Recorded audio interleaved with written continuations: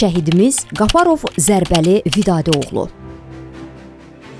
Qafarov Zərbəli Gəncə şəhərində 1990-cı ildə anadan olub. 15 illik məktəbdə oxudu. O 11-ci sinifi bitirəndən sonra əskəriyə getdi. Əskəri füzuridə çəkib. Əskərdən gələndən sonra bir müddət şirkətdə işlədi. Şirkətdə işləyən sonra ailə həyatı qurdu. Ailə həyatı qurandan sonra onun fikri, marağı hərbiçi olmaq idi. Kurs keçdi. Hərbiçi olaraq işə başladı. 2020-ci ildə Vətən müharibəsi başladı. Zərbəli də müharibədə öndə gedən hərbiçilərdən idi.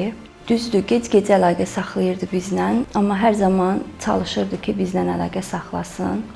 Hər şeyin yaxşı olacağını, torpaqlarımızın geri qayıdacağını söyləyirdi bizə. Zərbəli ilə axırıncı dəfə oktyabrın 5-də danışmışıq. Həmin günü mənə anasını və evladlarını tapşırdı. Oktyabrın 8-i Suqovuşan istiqamətində gedən döyüşlərdə şəhid olub. Oktyabrın 9-u Gəncə şəhəri Şəhidlər Xiyabanında dəfn olubdur. 2 evladı var. İstəyirik ki, uşaqların boya-başa çatdırıb atasına layiq evlad olsunlar. Yaşad fondu fəaliyyət istiqamətləri çərçivəsində şəhidimiz Qafarov Zərbəli Vidadioğlunun ailə üzvləri üçün dəstək tədbirləri reallaşdırıb.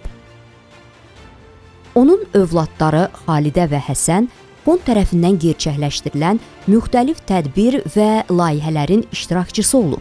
Eləcə də məktəbli ləvazimatları ilə təmin ediliblər. Həmçinin Xalidə fondun vəsaiti hesabına Gəncə şəhərində Xəzər Universiteti Dünya Məktəbində təhsil alır. Xalidə olduqca ağıllı, çox məsuliyyətli şagirdlərimizdən biridir.